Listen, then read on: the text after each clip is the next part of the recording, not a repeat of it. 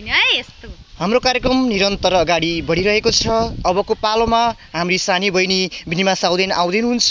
प्रकृतिको नियम पनि साँच्चै अनौठो हुँदो रहेछ। यो कुरालाई प्रमाणित गरेको छिन् हाम्री बहिनी बिनिमा साउदेनले। मैले धेरै कुरा गर्नुभन्दा पनि बहिनी बिनिमा साउदेनबाटै केही प्रस्तुति सुन्नुहोला।